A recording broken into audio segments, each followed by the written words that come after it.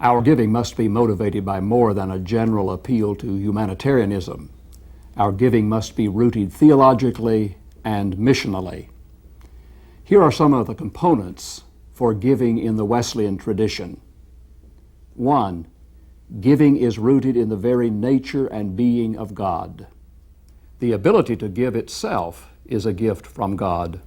All life is grace, a free, unearned gift from a giving God who invites us to share in the divine life and mission of giving.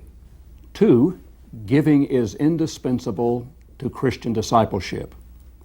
Giving for Wesley is a part of holy living. Collections for the poor were an important part of early Methodist societies, class meetings, and love feasts. The focus was on more than almsgiving. Class meetings became communities of grace, in which people were held accountable for mutual support and for basic Christian discipleship, including the use of their resources. Growth in discipleship inevitably involves growth in giving. 3. Giving includes more than the products of our labor.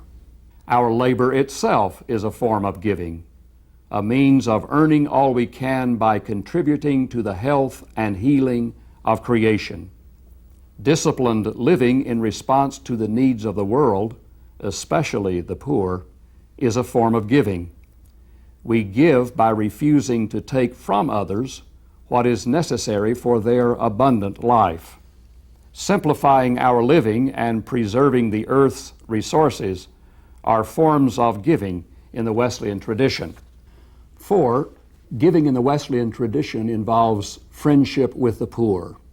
Wesley considered regular visitation of the poor as indispensable to Christian discipleship. He admonished the Methodists to deliver their aid to the poor instead of sending it. Proximity with the poor changes our priorities.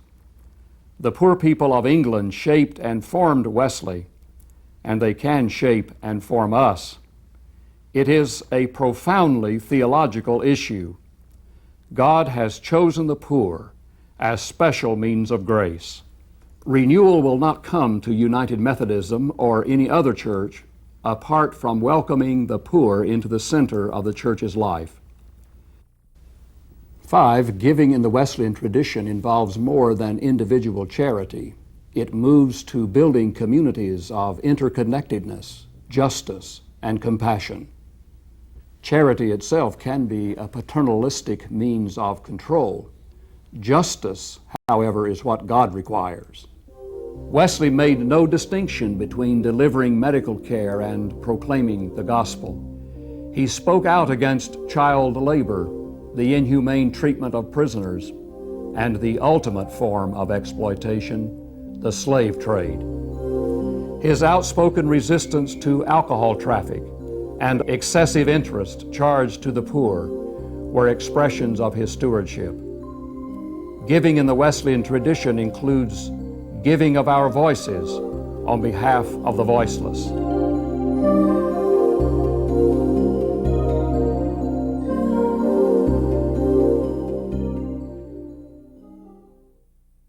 Giving for Wesley was no pious rhetoric designed to increase contributions to the local church.